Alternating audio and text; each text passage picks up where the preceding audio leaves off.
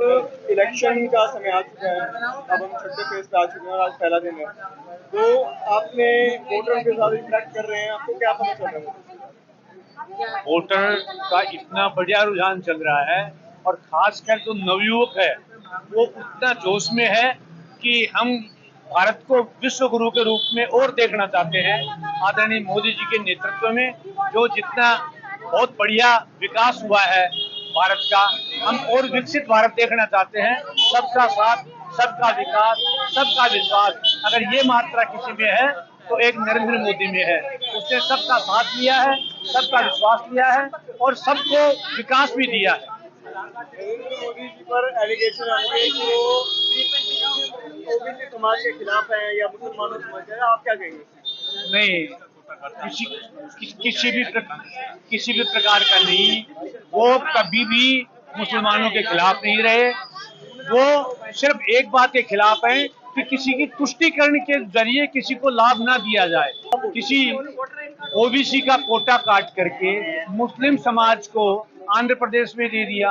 क्यों ओबीसी का कोटा काट करके क्यों दिया गया? क्या ओबीसी से ये लोग जो विपक्षी लोग जो नफरत करते हैं?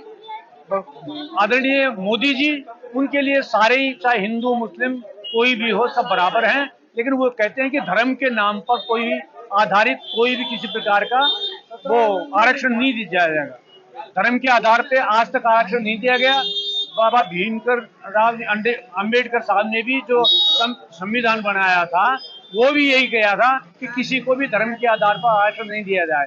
ये जो इंडी गठबंधन जो हुआ है, जो कहीं का ईंट कहीं का पत्थर, ये देश में डाका डालने का काम कर रहे हैं और आपस में इनमें एकता ही नहीं है।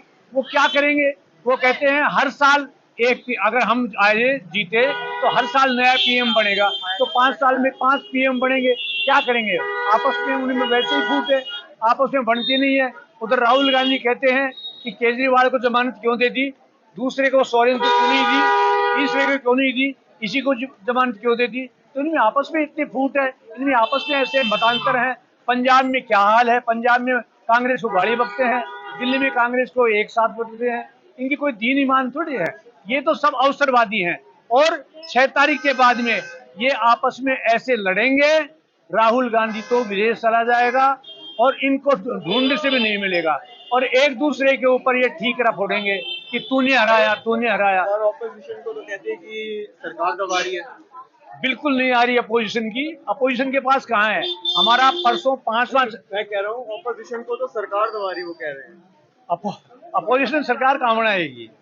परसों हमारा 5वां चरण था। 5वें चरण में हम बीजेपी के अलायंस के साथ में एनडीए 310 के ऊपर जा चुकी थी सीटें और हम 400 पार जीतेंगे एनडीए के साथ में।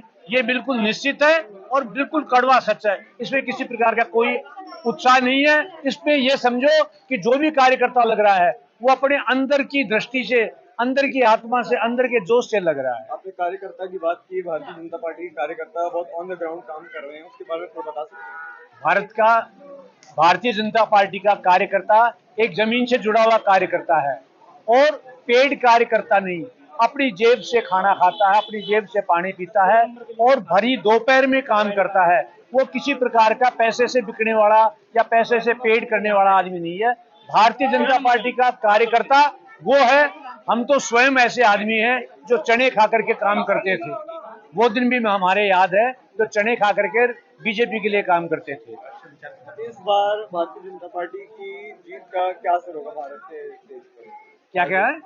इस बार भारतीय जनता पार्टी की जीत का, जैसा आपने 400 पार का कहा, उसका क्या परिणाम होगा भारत में? इसका ये परिणाम होगा कि भारत एक विश्व गुरु बन रहा है और विश्व गुरु बनेगा। क्यों?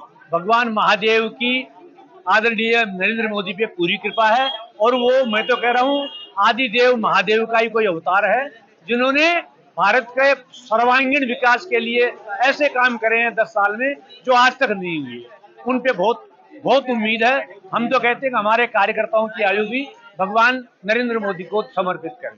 भारतीय जनता पार्टी का हिंदू समाज का भी एक कैरियर बढ़ता जा रहा है। जी, भारतीय हिंदू समाज इस कारण से बढ़ता जा रहा है कि ये जो इंडिया अलायंस है, ये कभी रामायण को खराब करते हैं, कभी जो है हमारे राम को खराब करते हैं, हमारे भगवान राम कण कण में उनकी भगवान राम की आस्था को खराब करते हैं, हमारे सनातन धर्म को खराब करते हैं, हमारे सनातन धर्म को डेंगू बताते हैं, ज्वार बताते हैं, बुखार बताते हैं, उल्टा सीधा करते हैं। तो आज सनातन संस्कृति का प्रत्येक भारतीय जागरूक हो चुका है। वो समझता है कि हमारी सनातन संस्कृति को ये बेतुका बताते हैं, कुठाराघात करते हैं। इसलिए जो है एक विश्व हिंदू परिषद के नाते या विश्व भारती के नाते या भारतीय जनता पार्टी के नाते मैं ये कह सकता हूं कि हमारा भारतीय कार्यकर्ता, भारतीय जनता पार्टी का कार्यकर्ता आज बहुत ही सशक्त और बहुत समझदार हो चुका है। वो इन सब की इंडियन अलायंस की सारी करतूतों को जान चुका है। और आप फर्स्ट टाइम वोटर्स को क्या मैसेज देना चाहते हैं? फर्स्ट टाइम वोटर को हम ये मैसेज देना चाहते हैं कि तुम्हारा 10 साल में जो विकास हुआ है तुमने शायद कभी देखा नहीं होगा। इसीलिए फर्स्ट टाइम जो वोटर जो वोट दे रहा है वो बड़ा उत्साह से दे रहा है और वो तो कह रहा है कि मोदी है तो मुमकिन है। इसी बात के ऊपर वो वोट दे रहा है।